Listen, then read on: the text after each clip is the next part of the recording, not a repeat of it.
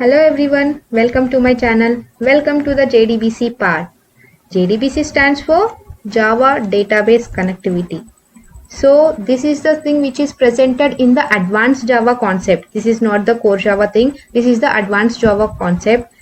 Before going to learn blindly about the JDBC, let us see what and all things are there in the advanced Java things. So advanced Java contains mainly two concepts, those are JDBC and servlets. First of all, why we are using this advanced Java concept? To develop the web applications. What are the web applications? Simply I can tell like the applications which can be accessed through the web. Those are called as web applications. If you take any web application which contains three main components. Those are front-end part, back-end part and database server. You can take any web application. I am not only telling some of the web applications, any web application you take which will be containing the front end part, back end part as well as database server. Let us see clearly about the each and every component of the web application. This is about the front end part. Here you can see one registration form. The component which can be seen by the users, this is called as front end part. To develop the front-end part, we make use of web technologies like HTML, CSS and JavaScript.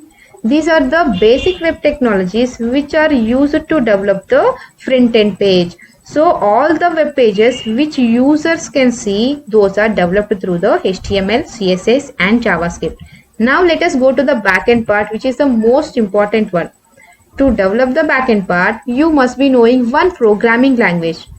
In this entire course, I am going to use the Java programming language to develop the web applications.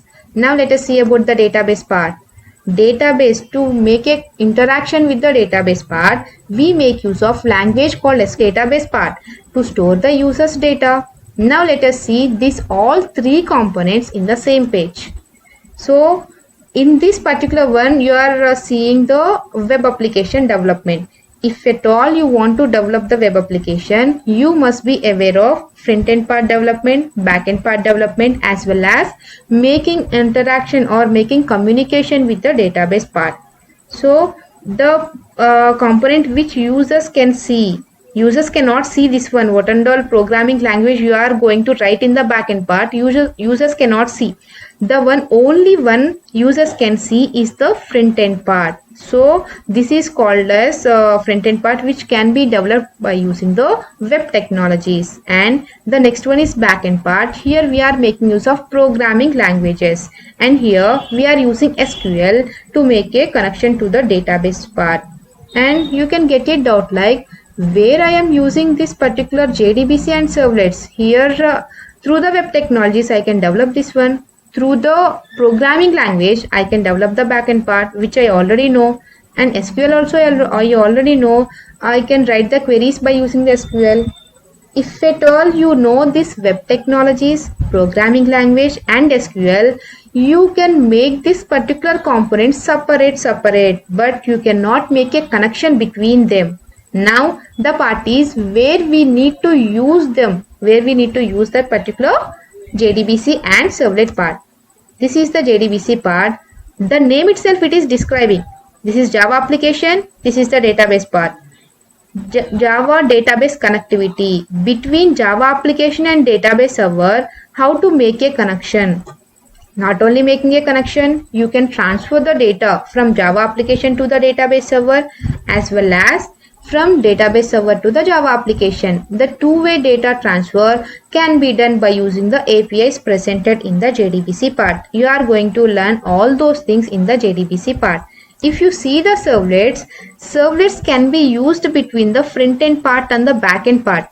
So in the servlets, what we are going to learn about how to take the request from the user, how to process them, and how to give the response to the user. All those things we must be writing in the backend part itself, correct? No? So whatever the user is doing in the front end part, all those things are considered as request to the backend part. For example, let us assume that user is doing the registration. So generally if we take the any application, the first page itself registration, after that it will be having some login form, after that the actual functionalities of the application we can see there.